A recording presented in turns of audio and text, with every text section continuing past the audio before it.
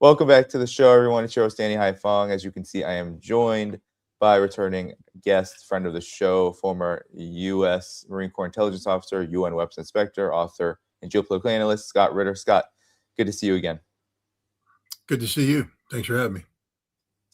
Of course, everyone hit the like button. That helps boost the show. I'm joining you from Hangzhou, China, so bear with any technical issues and let me know if there are any. Scott, I wanted to open up this show with the latest breaking news, and I'll just read what is being reported right now regarding the Strait of Hormuz. It is being said that Iran has reopened the strait. According to, first it was Donald Trump who went to Truth Social and said these exact words: Iran has just announced that the Strait of Iran is fully open and ready for full passage. Thank you. Interesting, I think, gaffe there, calling it the Strait of Iran. But then a source close to, according to reports, Parliament Speaker Ghalibaf said that this opening is actually practically limited based on the fact that there's now a 10-day ceasefire between Lebanon, Hezbollah included, and Israel. And these conditions, as part of a practically limited reopening, is that all passage is rerouted through Iranian territorial waters via Larak Island. Only commercial ships, number 2 here, are allowed, with Iran deciding which ships qualify, enemy-linked vessels excluded, and tows still required for security provision and passage. And then all transit coordinated by the IRGC Navy, with Iran fully controlling passage through the strait. So, Scott, maybe you can react to this, because there's been a flurry of developments that have led up to this, warnings by Iran about the Red Sea and Bab el-Mandeb, the ceasefire, which saw Israel, Lebanon come to an agreement on this, and then Israel's breaking in the beginning. Now it seems like things have died down a bit, and Trump is guaranteeing that Israel won't attack during these 10 days, and Iran making good on its word, saying it would do something in goodwill around this ceasefire, because it's been pressuring this since the very beginning of these negotiations with the U.S. So talk about your thoughts and assessment on where we are now. Well, as I've said, the ceasefire wouldn't have happened unless the United States recognized the futility of continuing military operations. So it's the United States that's looking for an off-ramp. Iran, too, wants an off-ramp, but it's not going to, make, concessions that the United States and Israel haven't earned on the battlefield, and the United States and Israel have earned nothing on the battlefield. I think people need to understand that strategically, the United States and Israel lost this conflict. They've achieved nothing. None of their objectives have been achieved. Iran has emerged with the regime intact, continuing to be able to launch ballistic missiles with great effectiveness and total control of the Strait of Hormuz. Iran hasn't yielded on any of the points regarding nuclear enrichment, et cetera. And yet here we are with Trump declaring victory, because this is what it's all about. This is about political issues. This isn't about real practical issues. This is about how Donald Trump can spin things to his political advantage so that he can declare that without his decisive intervention, nothing would have happened. So we're just watching a giant political game in process. The Strait of Hormuz is open in the way that the Iranians have determined it to be open. And Donald Trump can crow all he wants about this, that, and the other thing, but whose hands on the handle controlling the spigot?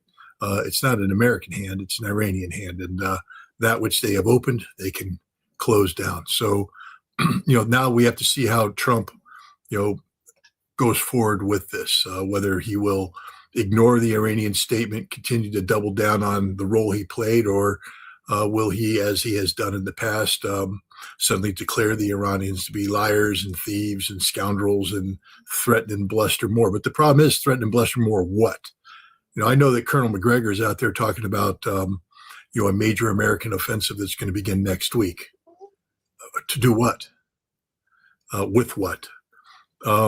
We're not bringing anything to the table that we haven't already brought. And any target worth hitting has already been hit. Anything that we're going to hit from now on is an empty building. I mean, the Iranians have shuffled the deck. Pete Hegseth can claim that we're watching them do this, that, and the other thing, but clearly we don't watch them do this, that, and the other thing because, that Air Force that we said we destroyed 100%, it's up and flying right now. The Navy that we said we destroyed, it's in control of the Strait of Hormuz with ships out there delivering mines. Every aspect of Iran's military has survived this conflict. We have effectively done nothing except show that we are impotent. Do we really want to put that on display again? And I think not. The other thing is there's certain realities. Europe runs out of aviation fuel in 11 days. That means the entire European aviation industry ceases to function. The price, I just bought a airline ticket. The fuel surcharge was, about 1/3 of the cost of the ticket. And it's going to go up because it's gone crazy. Trump can't afford to go to war with Iran. To continue this war. He needs this conflict to end. Trump has a political problem here at home. He can sell, his lies and his con game to his base, but his base is reducing. There's people spinning off the base. People aren't buying into his line anymore. And if he's going to, reconvince people, he needs to put something on the table. He needs to bring an end to this conflict and then, spend the next month or so telling people how he's the greatest thing in the world, that this peace wouldn't have happened without him, and see if he can go into the summer with some sort of momentum. And it's not impossible. The economic difficulties we have right now, if he can get energy flowing, if he can get the price of energy down, he'll have one of those artificial boosts come summer, where the problems that he's responsible for go away. And he says, it's because of me. I'm the greatest thing in the world. And maybe he convinces enough people so that the Republicans can hold on to the House in November, which is what this is all about. If you think this is about real national security issues, you don't know Donald Trump. This isn't about national security. This is about Donald Trump's trying to salve an inferior political position, one that if he doesn't reverse course, will destroy his political legacy. If the Republicans lose the House in November, it's over for Donald Trump. It's over. He'll spend the next 2 years being impeached, and that's all he'll be known for. And if he continues to play stupid games, he could lose the Senate, and then he'll be impeached and convicted.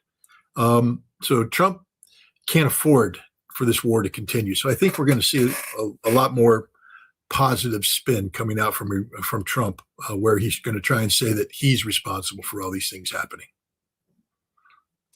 Yeah, and Scott, he's almost guaranteeing that in the next number of days we have, or maybe a few days, that there's going to be some kind of deal reached. And of course, it's being framed as a deal. It's going to be completely favorable to what he claims are U.S. interests. But then there's the for Trump, he's also saying that this blockade that has been 5 days or so in the running is going to continue, despite the fact that the Strait of Iran, according to him, has been reopened.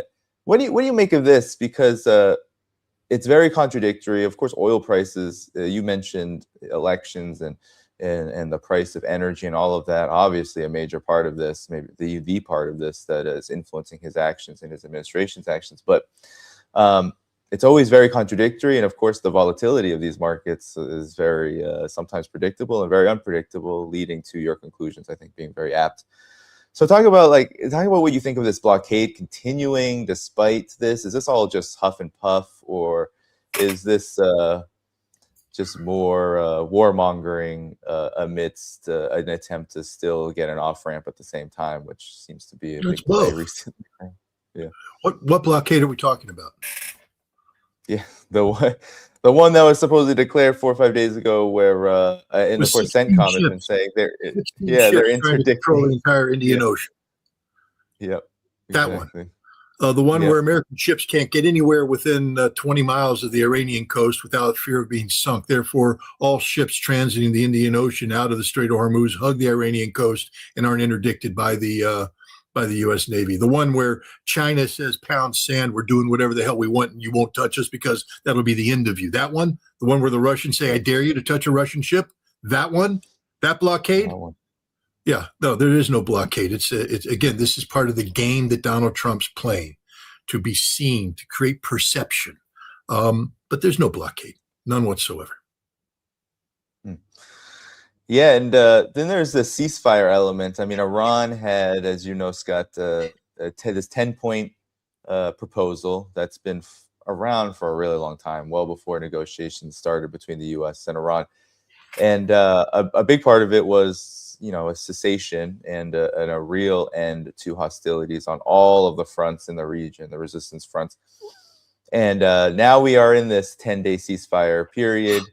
I'm curious on your thoughts on, obviously these two developments are linked, but at the same time, we have a history here that we need to, I think, consider. And how do you think Iran is going about this in terms of moving on in these negotiations with the United States amidst the ceasefire? And then, of course, the reasons and the roots of the ceasefire itself. Anything you want to comment on this?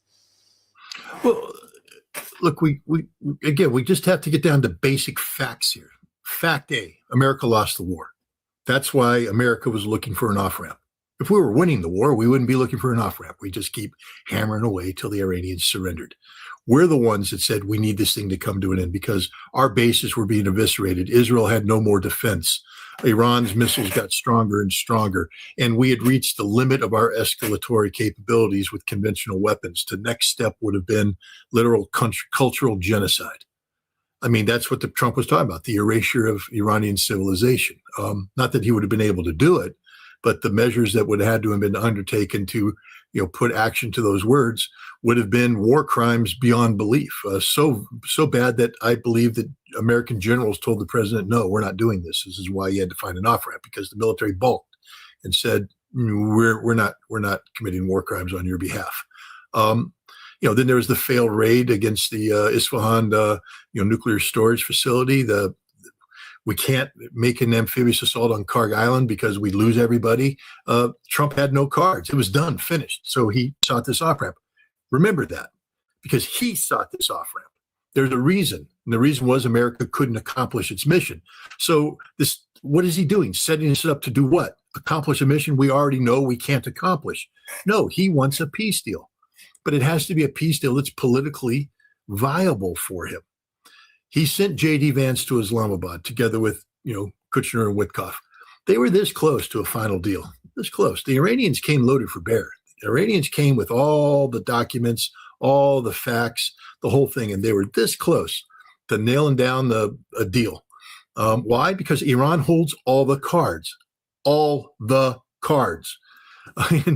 the problem is, if the United States accepted the Islamabad Memorandum of Understanding, then it would be clear that the Americans were defeated, and that's politically unacceptable for Trump. So Trump scuttled the negotiations, sent the high-profile teams back to their respective countries, and then started playing stupid games, bluster, blockade, this, that, the other thing. Meanwhile, the negotiations are still taking place. I don't think many people realize that, but the United States left a big technical team, and the Iranians left a big technical team, and they're working out all the details to finalize the Islamabad Memorandum of Understanding. And at the appropriate time, Trump will come in, and once he's created the perception that his intervention made this deal possible, he will implement this deal. And that's where we are. Everything else is just gamesmanship. Everything else is just theater. Lebanon's an interesting issue because, the Israeli Hezbollah conflict is not an extension of the Israeli-Iranian conflict. The Israeli Hezbollah conflict is because Israel occupies Lebanon. That's it. Israel stops occupying Lebanon and Hezbollah goes away. It's not an issue.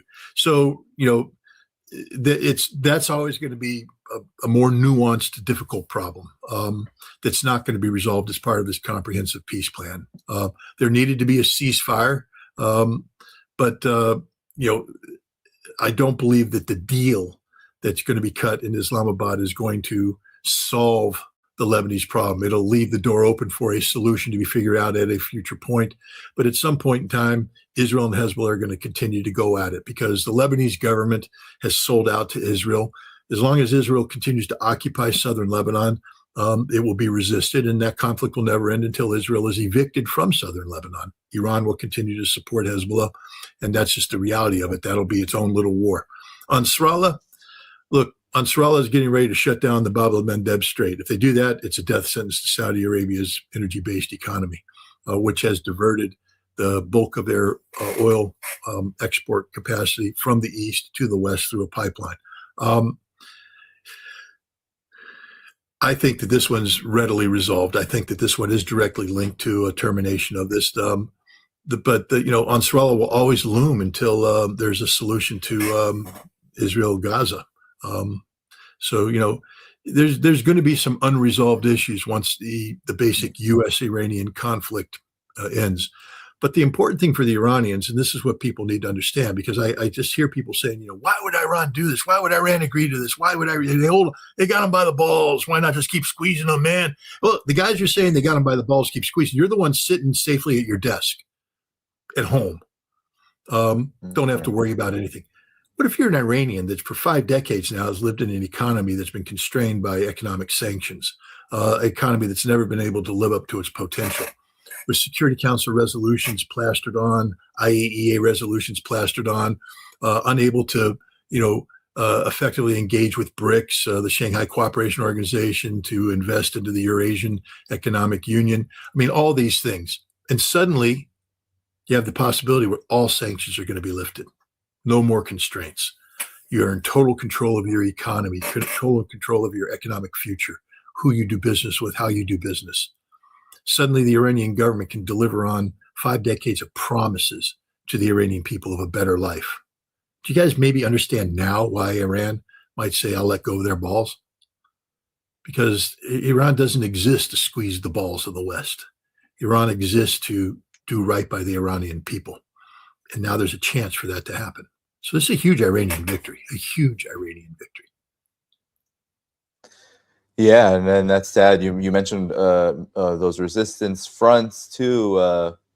Iran will achieve all this without having, contrary to what some believe or what I've even gotten messages about, they've done this all without abandoning these resistance fronts. In fact, even if these problems aren't resolved, which they can't, you're exactly right, they can't be resolved. Israel is Israel, and it's going to continue to try to terrorize and continue to occupy and do what it does against Lebanon, Gaza, all of that. It's not going to stop.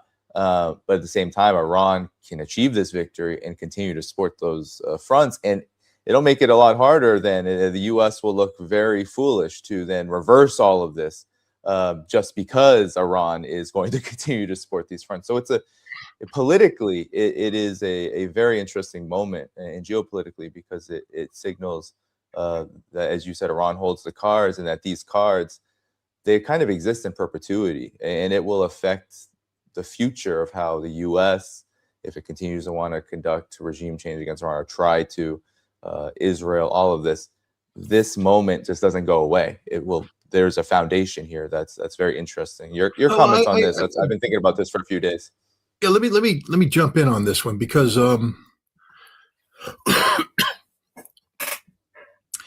Iran holds cards right now because we're in a state of conflict. But you do understand that the game changes once you de-emphasize the military and you re-emphasize, or you start emphasizing the economic. Iran can't play it both ways. Iran doesn't get to hold the balls and then go play BRICS, international, economic participant. They're going to have to release. And when they do that, now Iran becomes part of the global economy. And that's a whole different game where different stresses can be brought to play, different restrictions, et cetera. And so, what happens when Iran joins BRICS? Now Iran becomes a hostage to Indian-Chinese animosity. They're in the middle of that now. They've got to play that. You see, the world doesn't become, totally simple for Iran. It becomes far more complicated, in fact, when Iran now has to operate, in accordance with the rule books, in accordance with the rules of fair competition. Iran has been playing the sanctions violation game for decades. They're used to, floating ships out in the open sea, waiting for markets to open up, offloading. They're not going to be doing that anymore. They're going to be part of the free and open economy, and they're going to have to compete. And I think it's going to be great for Iran. But the idea that Iran emerges from this retaining this superiority that it's gained through this victory. That's not the case at all, because Iran will have to learn how to live in peace and harmony with its regional neighbors. It's not going to be able to sit there in a permanent state of conflict and tension and hostility. And that now we come down to the Strait of Hormuz. This is going to be fascinating to see how this plays out. I think that Iran has earned a right to say that they, in a period of time, for security guarantees, must retain control over the Strait of Hormuz as a way of leveraging everybody to make sure that everybody abides by their agreements. But Iran wants to join the family of nations, which means Iran wants to comply with the rule book, which is the United Nations Charter and the foundation of international law that's derived therefrom. And one of that is the law of the sea. The Strait of Hormuz is an international waterway, openly recognized as such. And for Iran suddenly unilaterally to declare that it's not, that it belongs to them, puts Iran smack dab in violation of international law, where Iran doesn't want to be. So I do think there's going to be some sort of compromise. However they work this out, I don't know, but I could imagine a 10 to 15 year treaty with Iran, the United States, and the Gulf Arab states, which creates, Iran has, control, can toll, but others are involved too. That money will be collected and distributed for reconstruction purposes for a period of time. But like any toll booth that's linked to the construction of a highway, I'm thinking of the New York State Thruway, where once you pay it off, you're supposed to stop collecting tolls. Of course, New York State will never do that because they always want the money. But the point is, at some point in time, Iran will have to relinquish control of the Strait of Hormuz back to the international community. That's just a requirement of international law, and Iran is a nation that wants to comply. So I think there's going to be some compromise there. Everybody's saying Iran's going to control this forever. No, they're not. It's impossible for Iran to control it forever. That would create a huge problem for Kuwait, Iraq, the UAE, Saudi Arabia, Bahrain. Qatar. None of them are going to allow that to happen. The United States won't allow that to happen, because that means that Iran now controls the throttle for the global economy. It's unacceptable. But Iran earned the right to be able to have that control of the throttle for the near term as a security guarantee, given the fact that the United States and Israel have shown no ability to tell the truth, to negotiate in good faith, to act with perfidy in mind. I do think Iran is in a good position to create some sort of treaty-based arrangement that gives them control for security purposes, but that it gets relinquished down the road. It has to, in order for Iran to, conform with international law. I always love that people say, how can you mention international law? Hey, you know what? The guys that say you don't know anything about how the world works. I'm sorry. I know the United States violates international law on a daily basis. The United States also complies with international law on a daily basis. The entire freaking world works on the basis of international law on a daily basis. You have no freaking clue what you're talking about. Yes, there are violations of it, but what do you think makes all this shit work? Yeah. Well, on the question of the Strait of Hormuz and its status, I think there are two contesting ideas. I think we have Iran and Oman. They've said that it is majorly a part of their territorial waters. A lot of the world views it as international waters because of how important it is for global trade. And I could definitely see, Scott, given that this is the framework they're working on, and you brought up the United Nations Conventions on Law of the Seas, most nations except for the United States have signed on to that.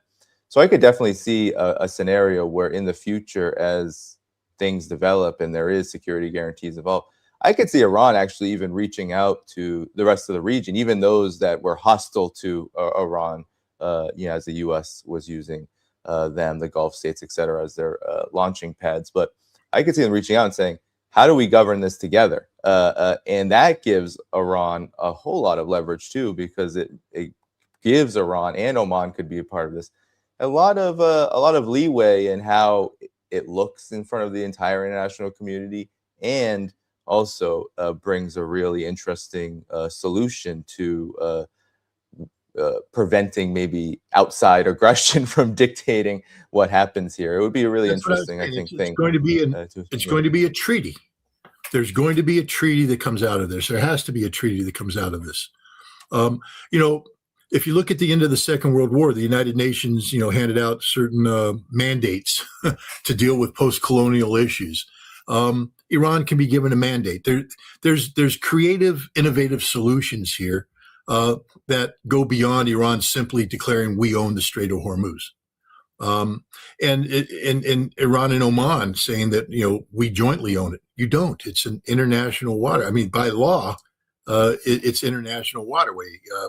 It's just the way it is. And so there's going to have to be a creative solution here. But I do think Iran has a right to say that for the foreseeable future, that it is given the ability to shut it down as a security guarantee. There's very few things that you can use as a security guarantee against the United States because we are liars. We negotiate in bad faith. We do. This one hurts. This one we can't control. I mean, we don't have a solution to it. So I think giving Iran the ability to shut her down for a period of time while the chips that have fallen are sorted out from this conflict is okay. But at some point in time, if you think about it, BRICS is going to become a bigger player in this than the United Arab Emirates is a member of BRICS, and so is Iran. They're going to have to learn to get along. Saudi Arabia was invited. It may come back in now because BRICS is the emerging, global forum of note. China, Russia, India, all major players in terms of the energy markets. China and India in terms of energy coming out. I just think that there's a lot more room for a multilateral, treaty-based solution to this problem. I think you're right. There's going to be a creative solution that involves everybody. Yeah, and Scott,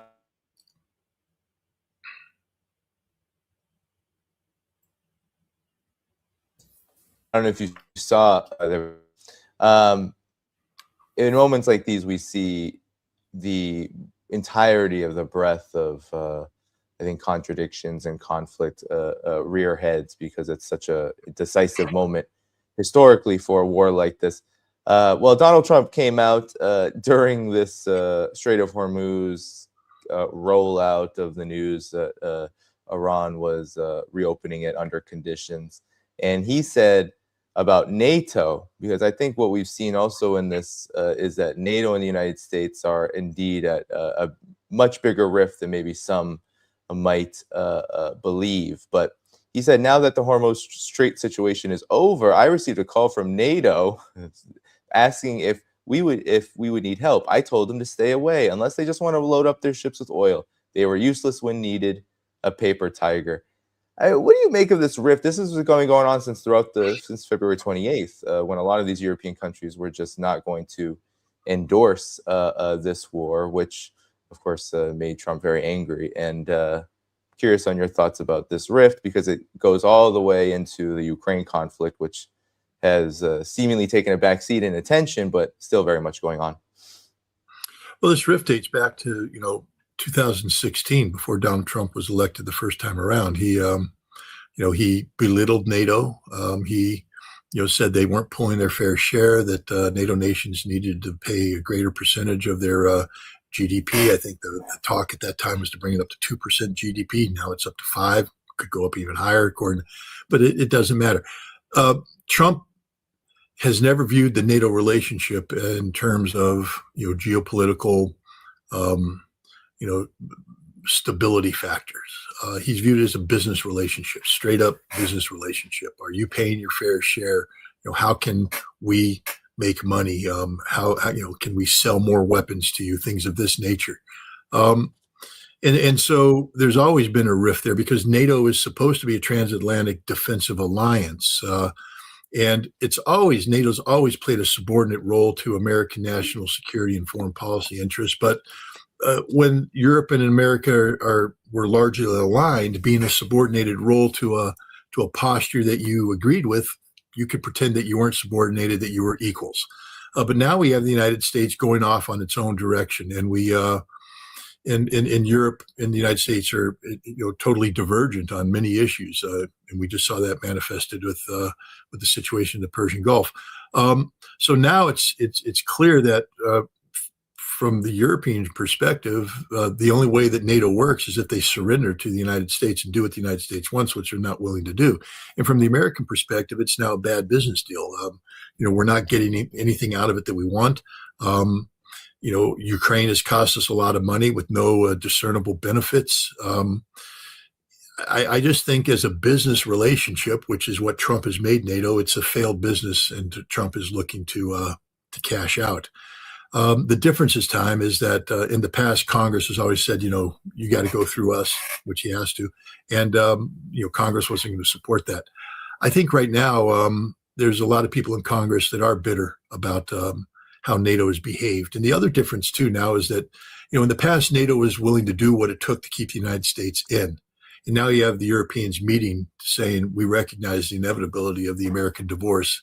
What do we need to do to have a Europe only, security framework? So I think the politics of divorce are far different today than they were in 2016. And I think we're looking at a real possibility of the United States leaving NATO, either partially or in totality, as early as this summer. Yeah. It seems like things are really falling apart for this united collective West front that has been, I guess, going on for many decades now. But Scott, I'm really curious on your thoughts on this. In the coming days, we're going to see the United States and Iran through these talks likely come out with something that if it's some kind of deal. And I'm curious on what you believe, if there's anything that we're going to see surprising about it. You mentioned the memorandum of understanding that's already been, on the table. But is there anything that's going to surprise us, or do you believe that Trump in the U.S. can find a way to actually reframe these conditions that Iran has, which, in terms of a long-lasting end to this conflict, will be likely a requirement for Iran to have set in place in order to, give Iran confidence that this won't happen again, or at least it won't happen again for a foreseeable future? I think the most important thing for the Iranians is to get all sanctions lifted against it, to bring it fully back into the family of nations. At that time, Iran will be sort of liberated to enter into more broad-based security arrangements with both China and Russia. Russia has signed a security framework agreement with Iran, and they're complying with it. But it's very difficult to enter into a broad-based security agreement when you have pre-existing conditions such as conflict with the United States that would, if Russia was to do a full embrace of Iran, would mean that Russia's now party to the conflict. Russia's had to play certain games, and so there's been limitations to what Russia can and can't do, or at least what Russia is willing to do. And the same thing with China. But I think once Iran becomes fully liberated, they'll be able to renegotiate their relationship with both Russia and China. And this is a security guarantee. This strengthens Iran. And I think both Russia and China have taken a look at this conflict and understand the emerging weaknesses of of America. First of all, China. Look, the policy of the United States regarding China, as expressed in the 2025 National Security Strategy, was one where we were going to contain China and curtail China, that we were going to demonstrate to the Chinese our conventional military overmatch, meaning China didn't stand a snowball's chance in hell to take us on because we were just so powerful. That's over.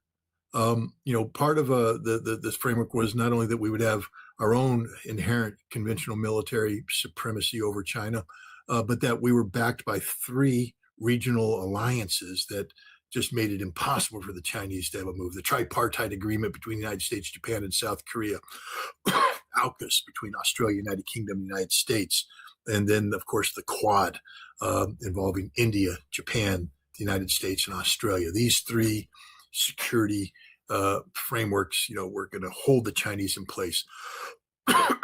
None of them exist. They exist in name only, but they're all dead. Tripartite agreement. The Achilles heel, of course, is South Korea and Japan's dependence upon Middle Eastern oil. Japanese, 93%. South Korea, 43%. Their economies are crashing. Moreover, the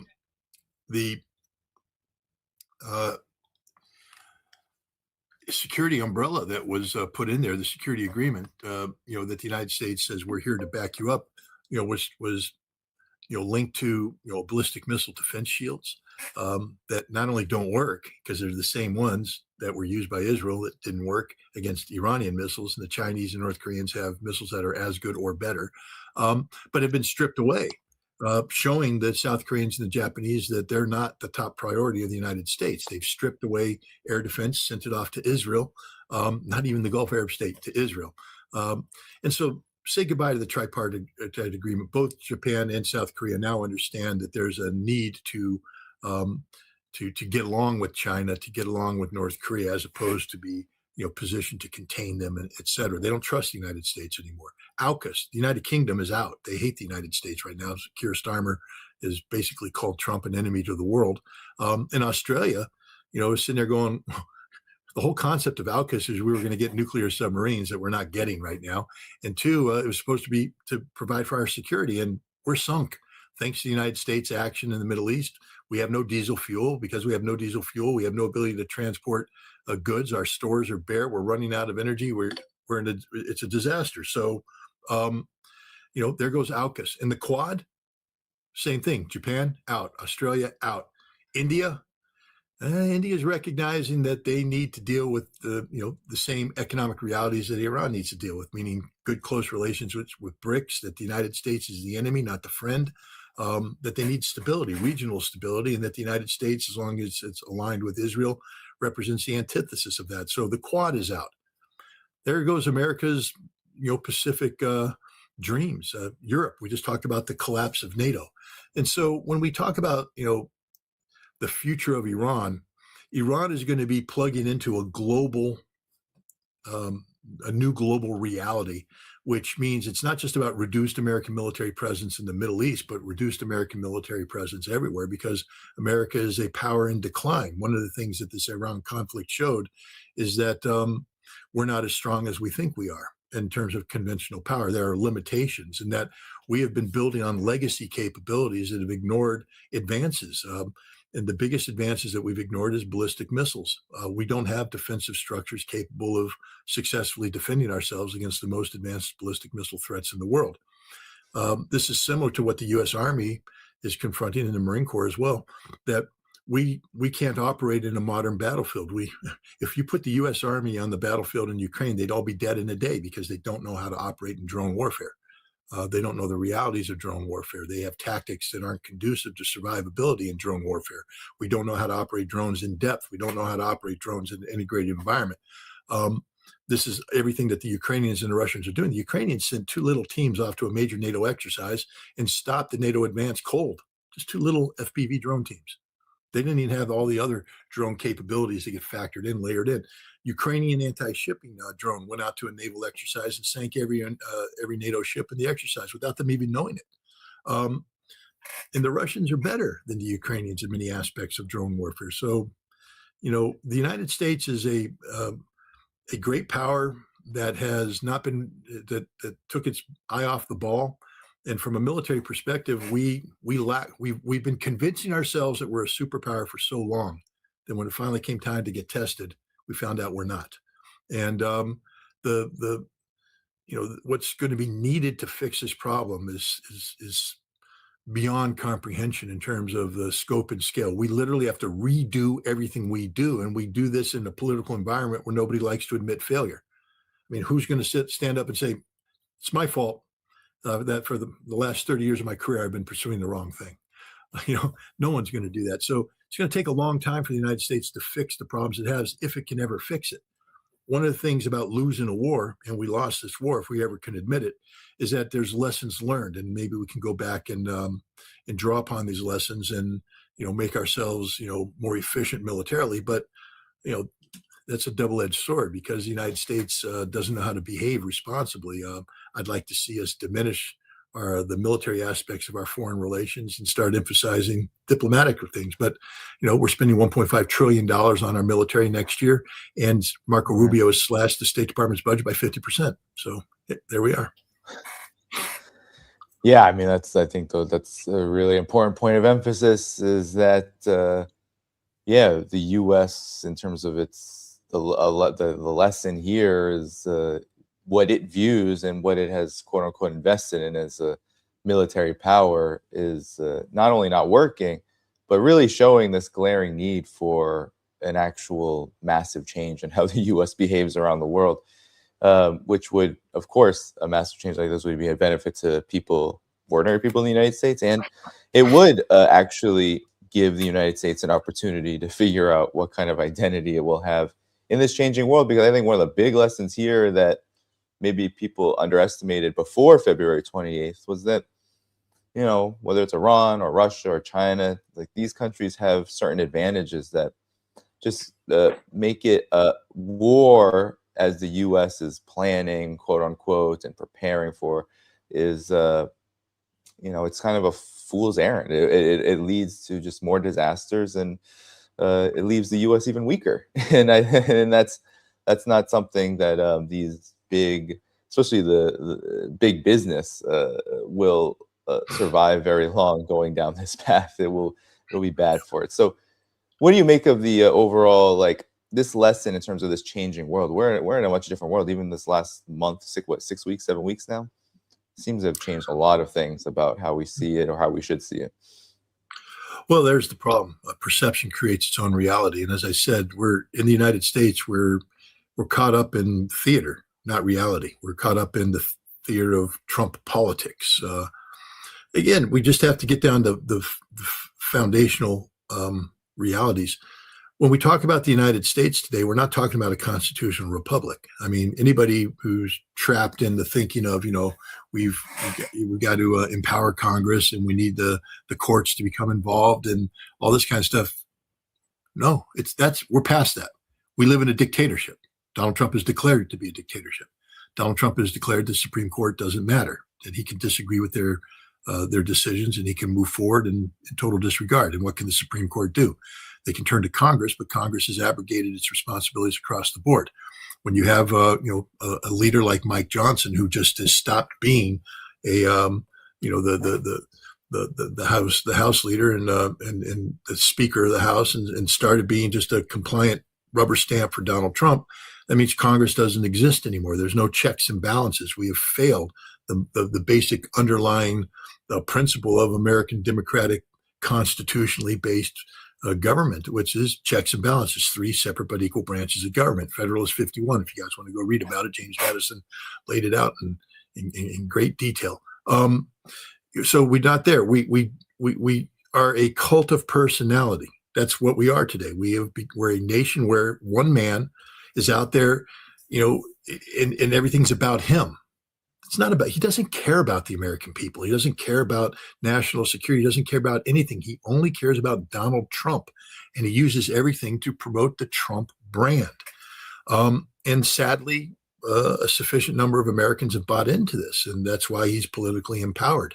So when we talk about, what needs to be done, we can't be, coming up with solutions that are defined by problems that are premised on the notion of, constitutional due process and checks and balances.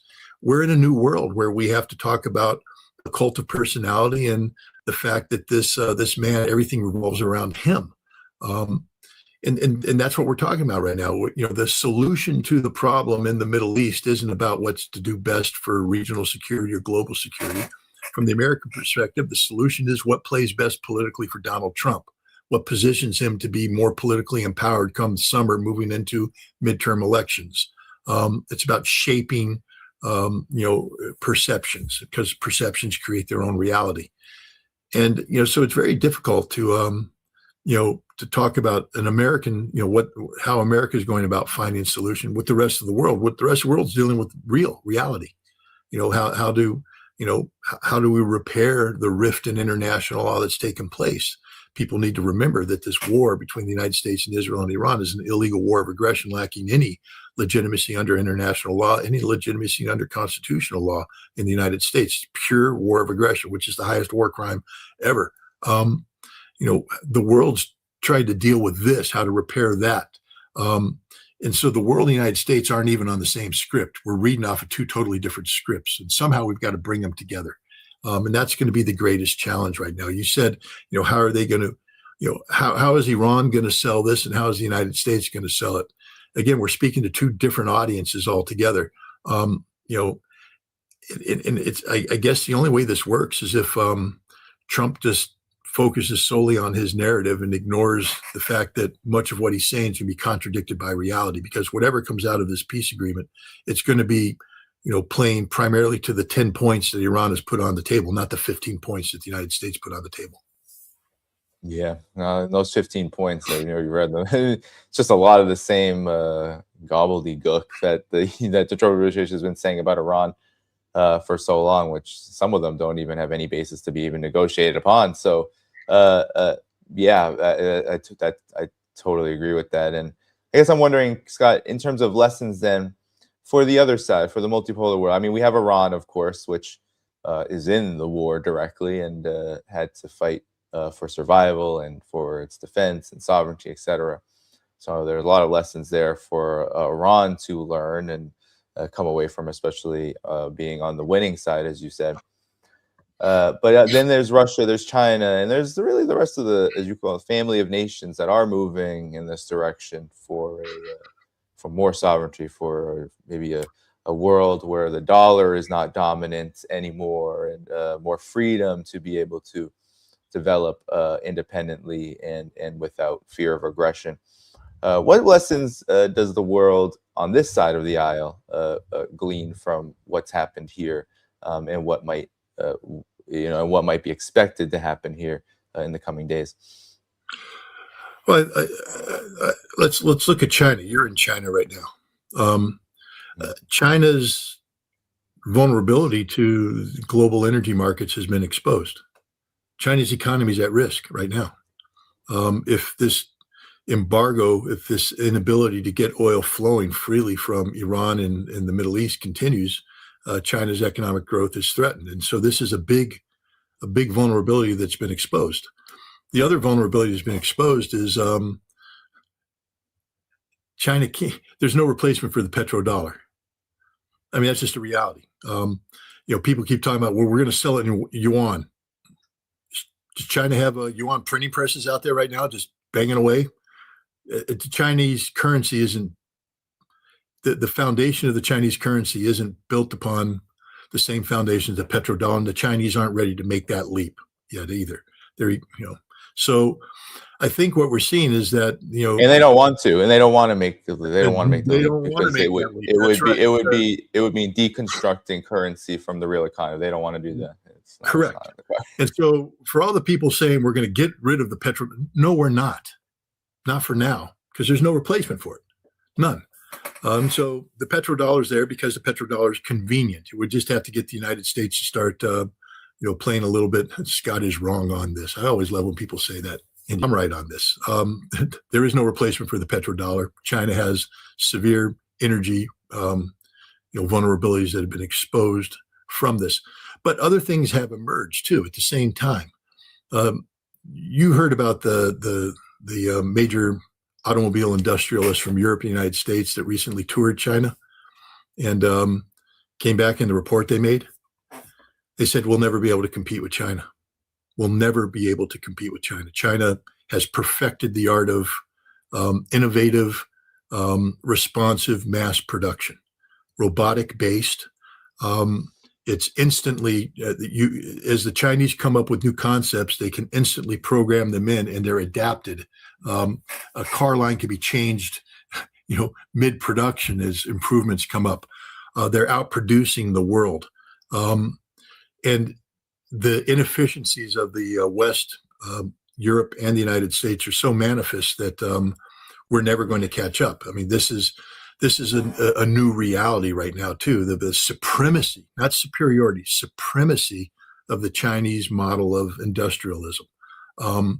is there. Now, China has to be careful because, they still have supply chain vulnerabilities. And as I said, we just found out that if we shut down the Strait of Hormuz, China's got problems until China gets more oil flow from Russia. There's talk about, increased pipelines, et cetera. But Yeah. I think that this war has brought a lot of clarity to the global reality, where weaknesses are, where strengths are. I think what we found is that the world is far more vulnerable to. I mean, we always knew it, but the world pretended it wasn't. Danny, we've had this conversation. Everybody's threatened about it. What happens when the Strait of Hormuz. Remember before the war started? The Iranians are going to shut down the Strait of Hormuz. Then if there's a war, they're going to strike all the oil fields. Oil is going to jack up to $200 a barrel. Now it'll be into the world. And we said that till we were blue in the face. Everyone went, nah, isn't going to happen. It happened. It happened. And it's real. And what we're finding out is nobody was ready for this. The Chinese weren't ready for this. And so I think you're going to see a change in Chinese foreign policy, national security policy. Nobody likes to have this big of vulnerability. So I think you're going to see China altering its approach to energy security, to making sure that they don't have, single points of vulnerability like they do with the Strait of Hormuz. But I also think that you're going to see China move to transition away from military confrontation to economic competition. It's in China's interest to do that as well, because they're so dominant. They're just so dominant. I mean, I wish I had gone on that tour or could have seen what these guys said, but these CEOs were shocked about just how good China is and how bad we are. Because we're still. I mean, no offense to labor unions in America, but your union is the most inefficient capitalist tool ever. Your union is designed to be inefficient. And as a result, China, which doesn't have a union, is kicking our ass. Your union won't allow us to replace the inefficient worker with an efficient robot. And so we're trapped in a legacy model that's actually goes back to the 1930s. And China's just out there, legacy, just rolling ahead. I'm not picking on unions. I'm just saying this is a reality. We have a different, social, contract with our people, and it's holding us back. It's holding us back. That's it. Yeah.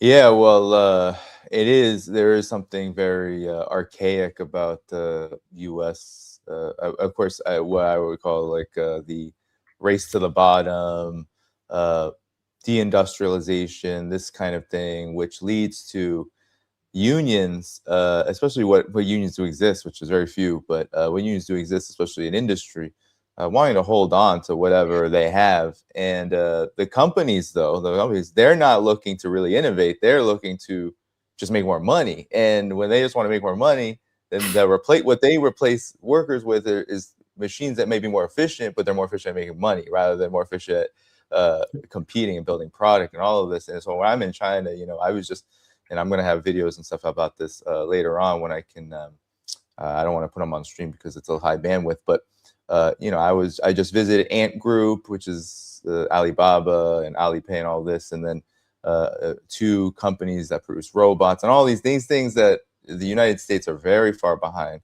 But I think for China, with the energy question, people that I've spoken to, John Weiwei and others, they say, it's not energy security internally that is really the big issue, because China has really done a good job on that.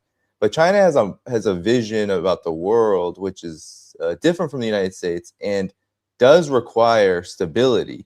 Even in energy markets, it really does require stability in energy markets, because China wants its excess production to be of use to others, because it has an excess production now. It used to others. That's why there's the Belt and Road Initiative, all of this, and that will require, short of being able to infuse the world with renewable energy, which it can do, but it won't be able to replace oil in a day. These oil-rich countries all across the region of the Middle East, they need to be a big part of what's going to be built in West Asia and Eurasia in general. So yes, a war like this and the Edge and the Strait of Hormuz being choked, that's not going to serve interest there. That will make it a lot harder for that to happen, and that will be really where the Chinese economic problems will come. Is China wants its excess production to be of use, not necessarily. It's not outsourcing it to what we do, outsourcing it to low tax havens and low wage labor. Well, no, they want it to be used for others, so they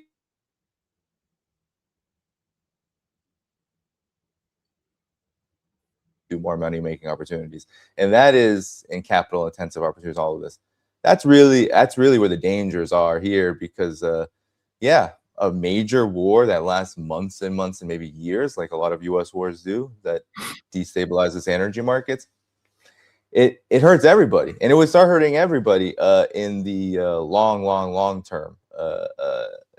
Despite the advantages of, let's say, a Russia with all of its oil, and a China with all of its production, and Iran with all of its sovereignty and furious strength and to defend its independence, but the economic situation will cause suffering for most of the world, and that's something that doesn't benefit a project that's meant to better the world. And so that's where I feel like a lot of the contradictions lie. But Scott, any final comments on this, and anything else that maybe we haven't talked about? No, I mean, I write for a group, Energy Intelligence. It's a energy publishing consortium, and twice a month I'm supposed to produce an article on what they call the WEO, World Energy Opinion page. And for the last week, I've been supposed to write on this the ceasefire, and I can't, because it's a moving target. I mean, I'm afraid, because you're supposed to write something that at least is able to engage an audience for a week. It's okay to write something and then have the world change a week later, and you say, well, it was, you got to read it, you got to get informed, and as the world changed, at least you understood the foundation of that change. It's okay. You don't have to predict everything to the T. But on this situation, every day I literally have written this article 3 times, and I'm ready to hit send when I read the headlines and go, they can't publish this because it's already outdated. And so, it's frustrating, but that's the reality that we're in collectively. We try to, all of us, I mean, people watch your show in an effort to, become better informed. But the discussion we're having today is contingent upon one of the most irrational, unstable global leaders in the world, Donald Trump. We're having a conversation based upon Truth Social posting that he put out an hour ago. When this conversation ends, he may put out another Truth Social post that just basically blows our mind and goes the exact opposite. Just kidding. Yeah, just kidding. And then the other thing too is that I don't think people understand the global vulnerability that has emerged about energy security and the desperation that exists in many parts of the world. Again, I just point out, you go to Europe today, you got aircraft at every major airport taking off, flying, and they're doing this whole commercial interactivity. In 11 days, that all stops because there's no more aviation fuel. What happens when airplanes stop flying? What happens to the industries that are already over leveraged with banks? We are closer to global economic collapse than people understand. And that's the danger of this conflict, because there's a lot of emotions involved here. I mean, everybody wants Iran to stay the course. Stay the course, stay the course. Well, that's bad for Iran, because at some point in time, when you get global economic collapse, there's no longer an incentive to stop the war. And then Iran will just stay isolated forever. And that's not good for Iran. Then we also have, the pressures that are brought to bear by this global economic collapse on Donald Trump, because he will be blamed for this. This is his war. This is his tar baby. He's got to, free himself from this. But there's the politics here that are to play. At some point in time, if it becomes so apparent to Donald Trump that he's not going to reverse course, he'll find it. He may say, well, then I have to go full bore on war. If I can't get peace and convince the American people that I'm the greatest peacemaker that ever walked, and I deserve 3 Nobel Peace Prizes simultaneously put around my neck. If I'm going to lose the election, no matter what, because of this, then I might as well double down on another route and go the war route. So we're not out of the fire yet. We're, we've knocked down the flames, but we got some smoldering, embers out there, and we need to extinguish it. We're not there yet. It's we're in a very unstable period in global history right now, which sort of makes it fun doing what we do, but also makes it frustrating because you just don't know what's going to happen in the next hour or so, because it's a changing. There's no foundation of stability upon which decisions are being made. We're dealing with a world that's very much chaotic. Mm-hmm.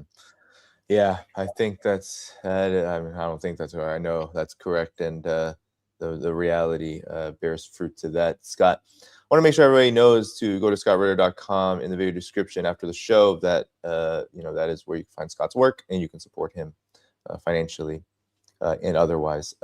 As well as make sure you hit the like button before you go. I want to thank all the people who gave super chats as well. That is, we didn't even talk about this. Donald Trump says he will not unfreeze Iranian funds and will seize its enriched uranium. These are the kind of contradictory things you always hear from Trump. But again, as Scott said, none of that might matter tomorrow. So thank you for your super chats and everything that you provided here. And everyone who watched, moderators who helped out with the chat, everything. Scott, anything you want to say to the audience before we head out of here? No, just to reiterate, if you go to my Substack, scottritter.com, I just published an article that provides sort of a report card on the trip I just made to Russia. The trip was made possible by the generous donations of audiences such as yours. So I'm telling you how I spent your money. And also putting on notice that in June, I'm going back. I call it the Revenge Tour, because in 2024, I was supposed to go speak at the St. Petersburg International Economic Forum, and the State Department pulled my passport. And this year, I'm going to go speak at the St. Petersburg International Economic Forum and fulfill the mission. And then I'm going to go on a 20-day trip someplace that's going to be pretty cool. But I would be asking for continued support, because independent journalism doesn't happen unless you're truly independent. It'd be very easy for me to go out and get sponsors, but then you become beholden to those sponsors. The only way to do independent journalism is to be beholden to nobody. And that can only happen through generous donations. So if people are inclined to support this work, please go to scottritter.com, read the report card. If you think I get a passing grade, then maybe continue to support. But I thank everybody for the support they provided. Yeah, definitely. And I'm here in China, and there'll be videos. Zhang Weiwei, I live streamed from here with him, and there'll be more too, but it's all because of support from this audience. So make sure you take heed. That's why I'm here. That's how I can get here, afford these tickets, which are not cheap anymore. Never cheap, but not cheap now. Not cheap now. Oh my gosh. Plane tickets are rough. So yeah, definitely everything Scott said, take heed to it. Thanks for watching, everybody. Hit the like button before you go. Scott Ritter's Substack and video description. All the places to support this channel there too. See you again next time. Bye-bye.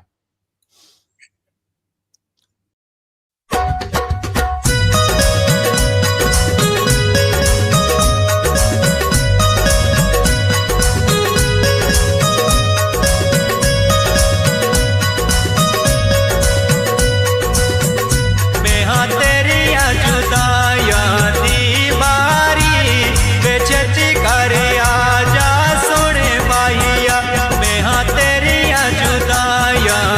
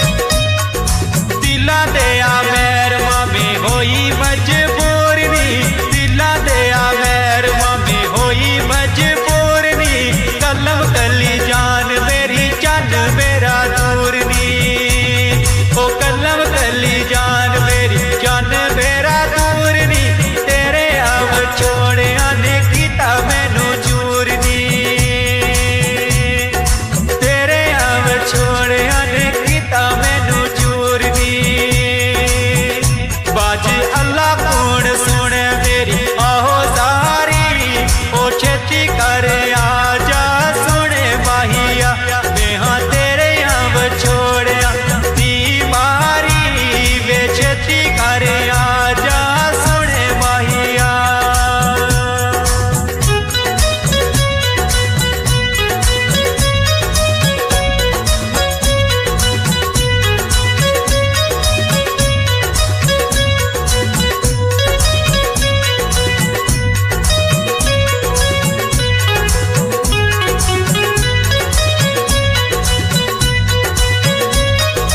जदू दू गया माही जान वाड़ी टंगी है जदू दू गया माही जान वाड़ी टंगी है दुख बड़े बंडन वाला कोई भी न सकिए वो दुख बड़े बंडन वाला कोई भी न सकिए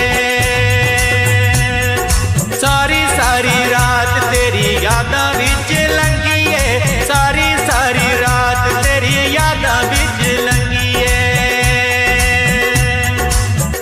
जीत जा